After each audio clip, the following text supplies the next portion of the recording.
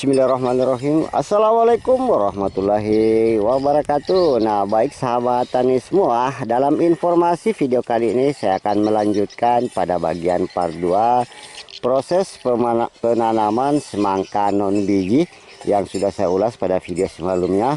Dan ini alhamdulillah tanaman semangka non biji yang sudah kita semaikan sebelumnya sudah menghasilkan bakal buah seperti ini, dan saatnya tanaman semangka biji sudah siap kita panen. Nah, untuk masa panennya antara 55 sampai 65 hari.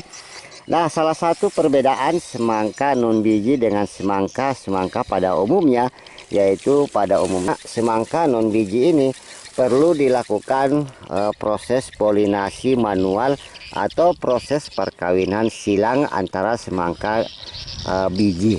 Nah, untuk semangka biji pada umumnya kita gunakan semangka inul ataupun semangka jenis lainnya. Nah, di sini sahabat tani perlu ketahui, di sini saya lakukan dalam usaha budidaya semangka non biji ini tanpa saya lakukan proses polinasi manual, karena proses penanaman yang saya lakukan dengan sistem metode silang, yaitu dari posisi sebelah bedengan ini saya menanam semangka non biji.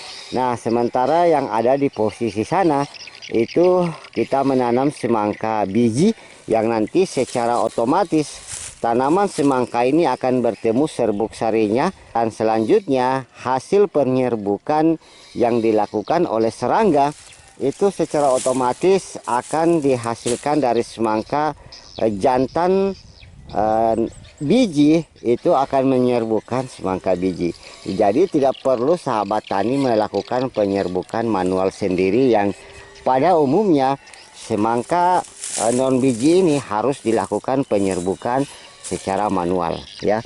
Nah, dengan teknik penanaman secara bersilang ini akan menghasilkan proses penyerbukan secara alami, yang mana proses ini akan dilakukan serangga, sehingga sahabat tani tidak perlu lagi repot-repot untuk menyerbukan secara manual, apalagi kalau proses penanaman yang kita lakukan dalam skala luas.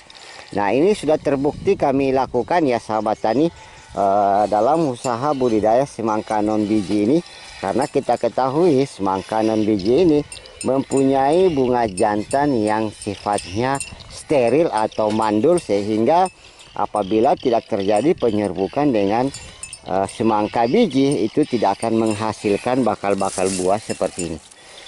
Nah, mungkin ini sedikit tips ya bagaimana cara menanam semangka non biji agar tanpa perlu kita lakukan polinasi manual, supaya menghasilkan buah sampai panen seperti yang sudah kami lakukan ini. Mulai dari proses awal sampai proses pemanenan cukup kita lakukan perawatan pada semangka secara umumnya, dan tak perlu kita melakukan polinasi secara manual. Semoga video ini bisa bermanfaat.